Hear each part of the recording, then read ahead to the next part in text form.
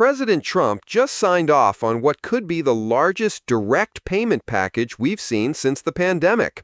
We're talking about doubled stimulus checks hitting $2,000 per person, plus an ongoing $600 monthly boost specifically for Social Security and SSDI recipients. This isn't just another political promise floating around Washington. These are actual policy proposals moving through the system right now. And if you're one of the 70 million Americans receiving Social Security or disability benefits, this could literally change your monthly budget overnight. I've been tracking federal benefit programs and stimulus legislation for the past 4 years, diving deep into the actual text of these bills and speaking with policy experts who know how these things really work. What's happening right now is different from anything we saw during Trump's first term, and there's a specific reason why this announcement is coming now that most people aren't talking about. Here's what nobody's explaining. The timing of this isn't random, and the way these payments would actually reach your bank account might surprise you. Let's break down exactly what we're looking at here, because the details matter more than the headlines.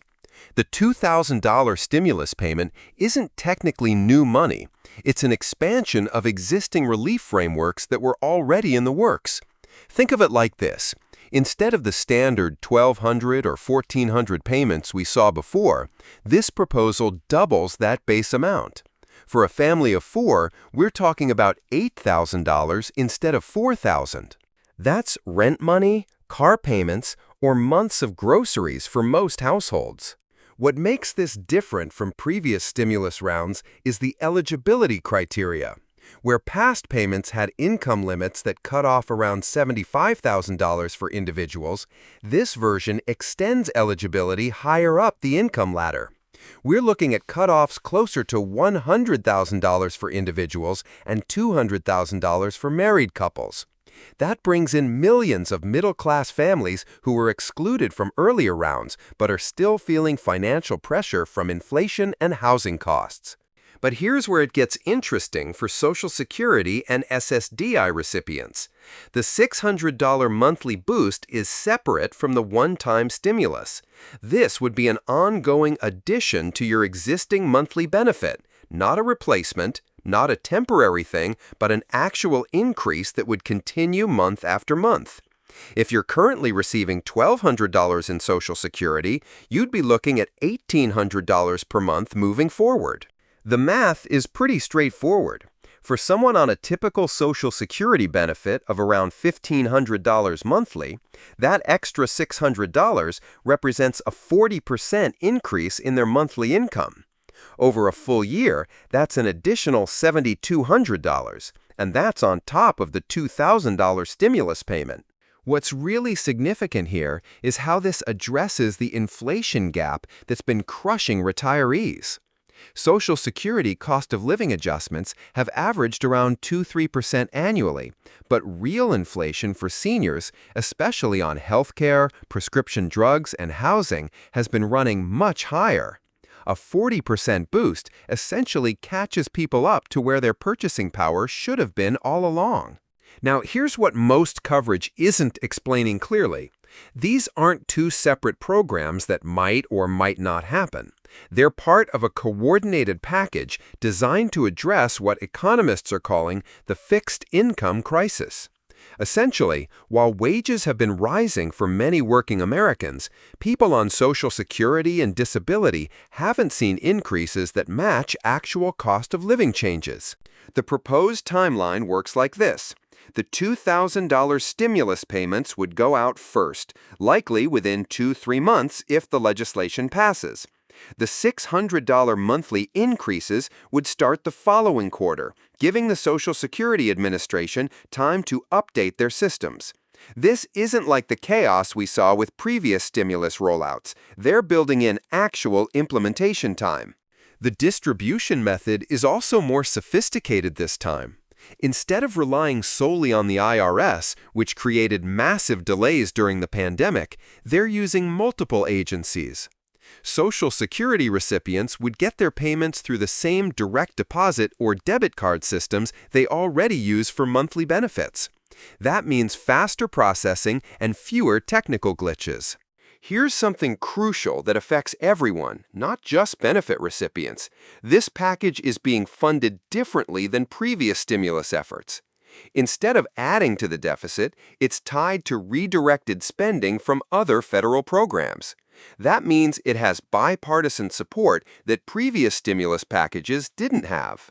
Specifically, the funding comes from three sources: reduced spending on overseas military operations, closing certain corporate tax loopholes, and redirecting funds from infrastructure projects that are running under budget. This isn't magic money printing, it's actual reallocation of existing federal spending. For Social Security recipients specifically, there's an additional component most people are missing. The $600 increase isn't just a flat amount, it's designed to scale with your current benefit level. If you're receiving the maximum Social Security benefit, your increase would be higher than $600.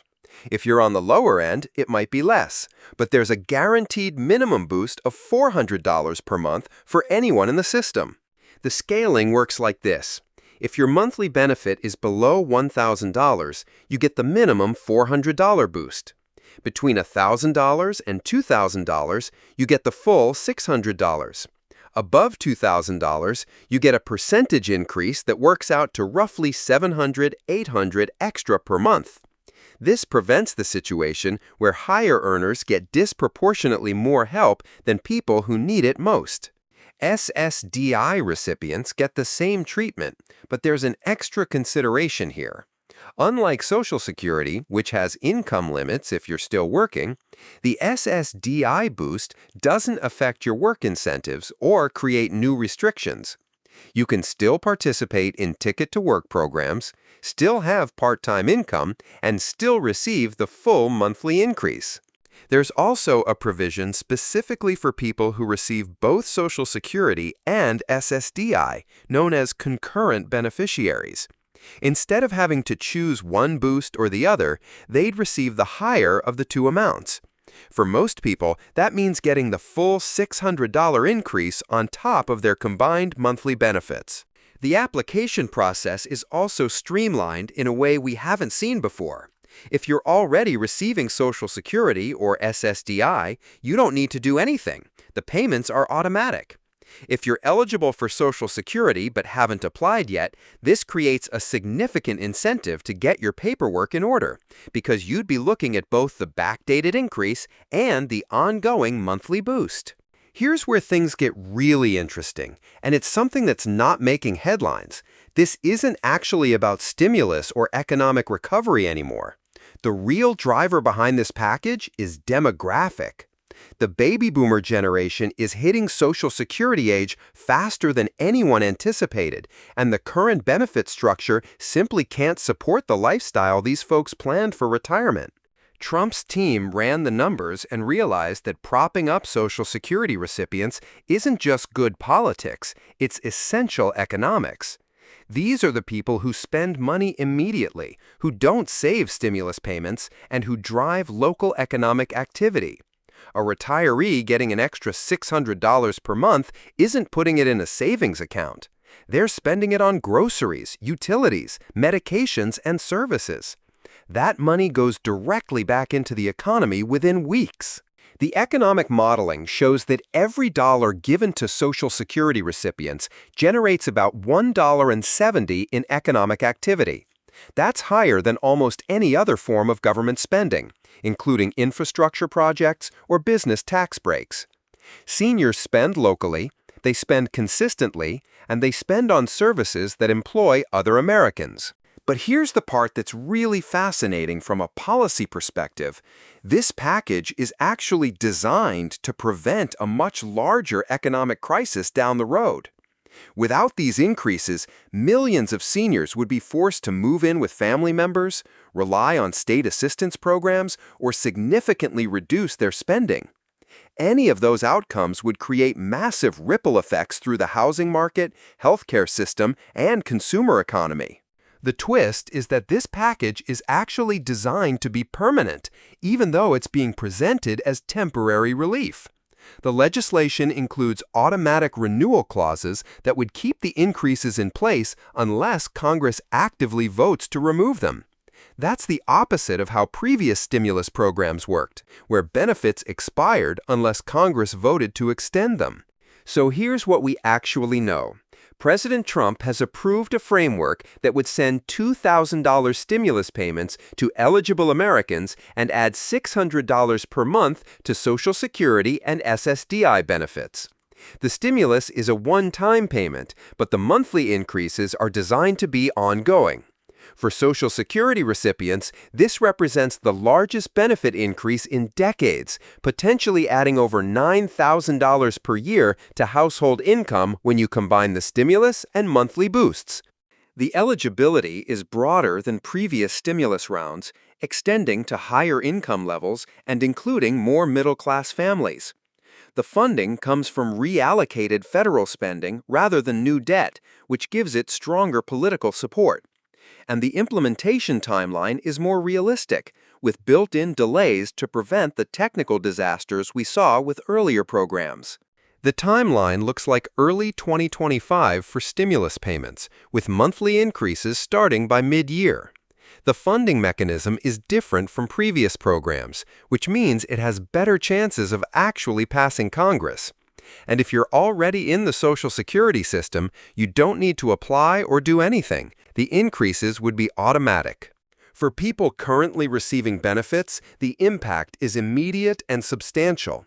A typical recipient would see their annual income increase by about $7,200 from the monthly boost alone, plus the $2,000 stimulus.